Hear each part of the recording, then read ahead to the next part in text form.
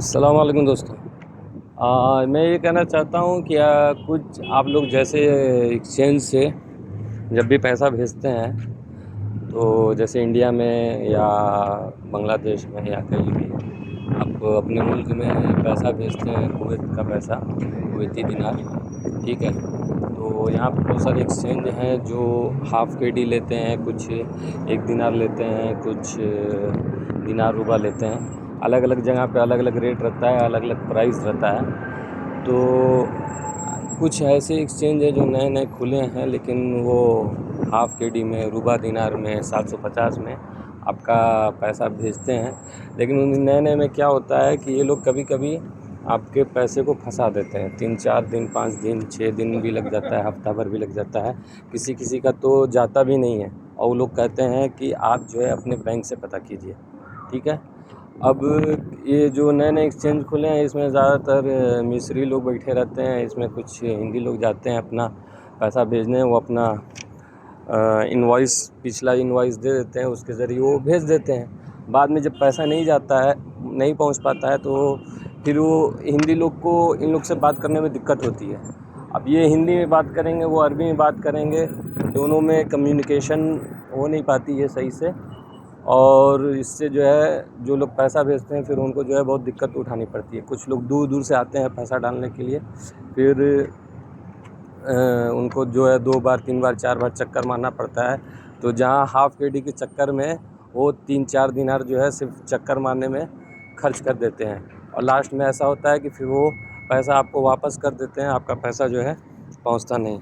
अभी ऐसे ही मैं एक्सचेंज में 2 दिन पहले जो है पैसा डाला, 280 दिनार, ठीक है। मेरे पास ये इसका इनवॉइस रखा है, आप ये देख सकते हैं, ये इनवॉइस है मेरा। इधर देखिए, मैं 280 दिनार डाला हूँ और ये कमीशन कितना है, 500 फिप्स। एक्सचेंज का नाम है रियाल एक्सचेंज, आप देख सकते हैं, ये है रियाल एक्सचेंज। अभी मैं यहाँ पे खड़ा हूँ और इसमें आदमी से बात किया हूँ, ठीक है।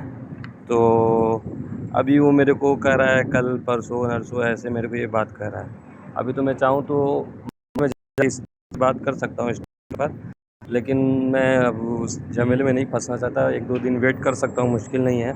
लेकिन मैं नए लोग को ये बात बताना चाहता हूँ कि नए जो भी हैं इस कुवैत में, और आप अगर आपको अरबी नहीं मालूम है, तो आप अगर पैसा भेजते हैं अपने मुल्क में, अगर अपने मुल्क में पैसा भेजते हैं तो बहुत ही ध्यान से, बहुत ट्रस्टेड एक्सचेंज से भेजिए।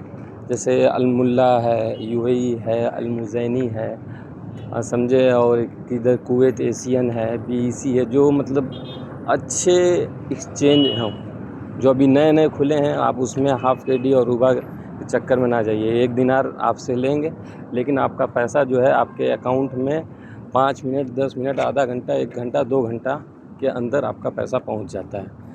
लेकिन जो नए नए खुले रहते हैं उनका क्या है कि वो पहले सारे पर्चा जो है अपने पास जमा कर लेते हैं, फिर जो है अगले दिन या 2 दिन बाद जो है वो पैसा ट्रांसफ़र करते हैं। और कितने लोग का इसी में पैसा फंस जाता है, ये लोग भूल भी जाते हैं ट्रांसफ़र करना और कहते हैं कि नहीं हो गया है, ठीक है। तो आप लोग ये सब चीज़ के प्रॉब्लम में पड़ सकते हैं।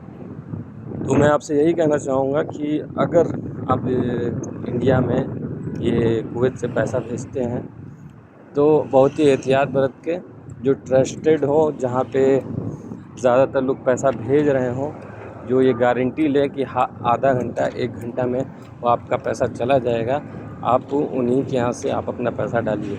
आप हाफ़ केडी के चक्कर में, रुबा दिनार के चक्कर में आपको जो है 3-4 दिनार का खर्चा पड़ सकता है। खर्चा इस तरह से पड़ सकता है कि वो आपको जो है, आप जैसे यहाँ पे आए हैं, आप किसी फिर पैसा डाल के आप अपनी कंपनी में चले गए, ठीक है। कंपनी में जाने के बाद आपका पैसा नहीं आया, आपको जो है 2-3 बार चक्कर मारना पड़ेगा, हाफ़ केडी बस का किराया, फिर हो सकता है कि आप कहीं से टैक्सी पकड़ के आएँ, उसका किराया, तो उसमें जो है आपका ज़्यादा खर्चा आ जाएगा, समझे। हाफ़ केडी के चक्कर में आपका जो है खर्चा ज़्यादा आ जाएगा। तो यही बात मैं आप लोग से कहना चाहता हूँ कि बहुत ही ट्रस्टेड एक्सचेंज से आप लोग पैसा भेजें, ठीक है। शुक्रिया, थैंक यू।